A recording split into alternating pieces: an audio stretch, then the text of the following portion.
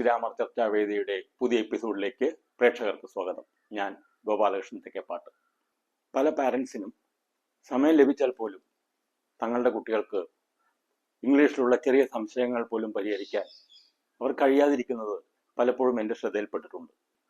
അത്തരം പാരൻസിനെ കൂടി മനസ്സിൽ കണ്ടുകൊണ്ടാണ് ഈ പ്രോഗ്രാം തയ്യാറാക്കിയിട്ടുള്ളത്. അതുകൊണ്ട് ദയവായി ഫോളോ ചെയ്യുക.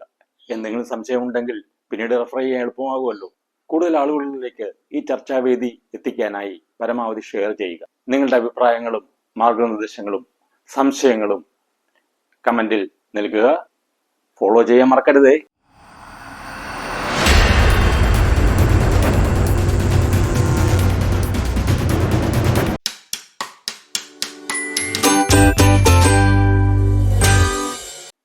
ഇനി അടുത്തത് ഹാവ്.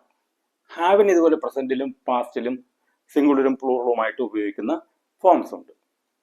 ഹാവിന് രണ്ട് ഫോം ഉണ്ട്, has and have. Has and have. Has എന്നുള്ളത് സിംഗുലറിനെ സൂചിപ്പിക്കുന്നു, ഹാവ് എന്നുള്ളത് പ്ലൂറലിനെ സൂചിപ്പിക്കുന്നു. ഹി ഹാസ്, ദേ ഹാവ് പ്ലൂറലാണ്, ദേ ഹാവ്. ഇതിന്റെ പാസ്റ്റ് ആണ് ഹാഡ്, ഉണ്ടായിരുന്നു.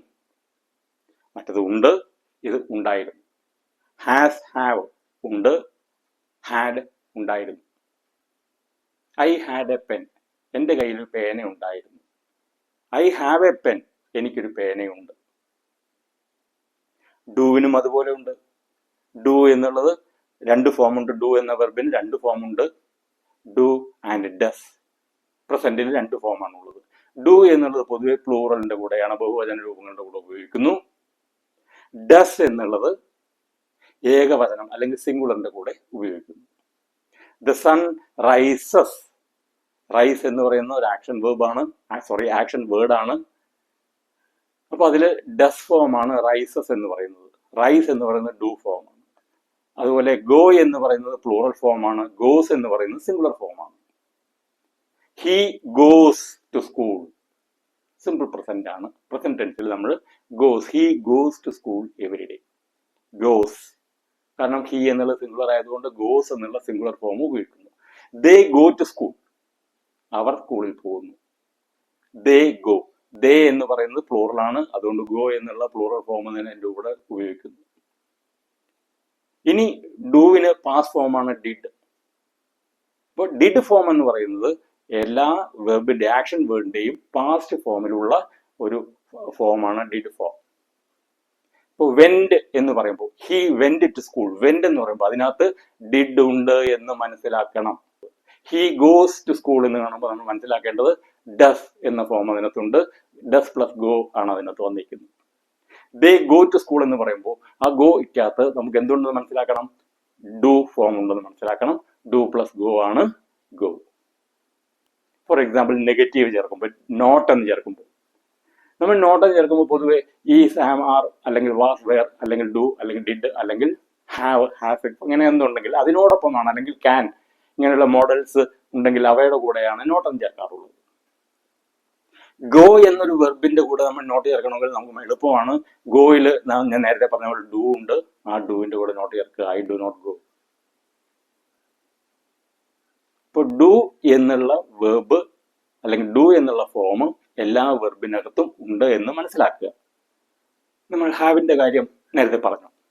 ഈ ഹാവ് എന്ന വെർബിനകത്തും ഡു ഉണ്ട്. I have a pen means I do have a pen എന്നാണ്.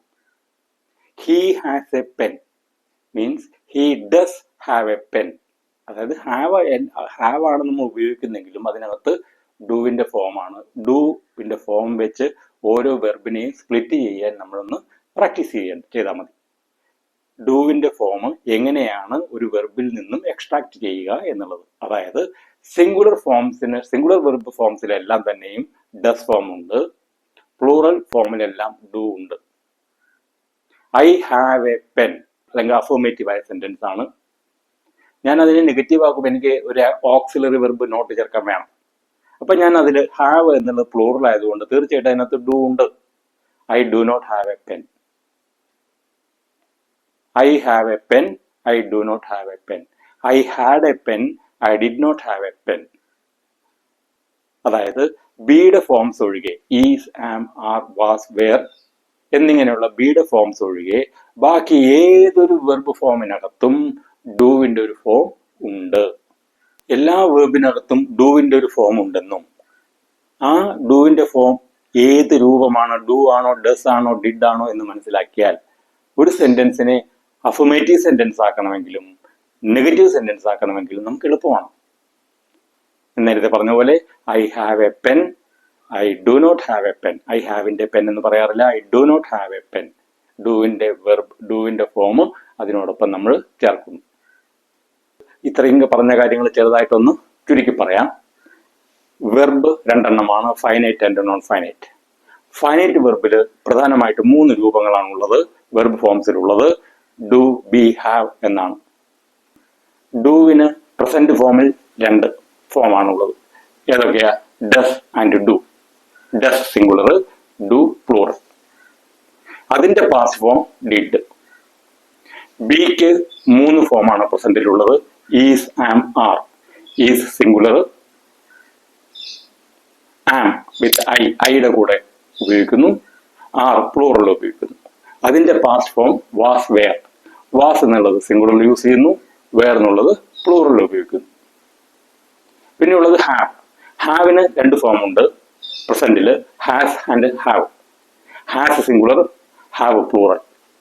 ഇത് രണ്ടിന്റെയും പാസ്റ്റ് ഫോമാണ് ഹാഡ്. ഇത്രയുമാണ് ഫൈനൈറ്റ് വെർബിന്റെ പ്രധാനപ്പെട്ട 3 ഫോമുകളും അതിന്റെ ഡീറ്റെയിൽസ്.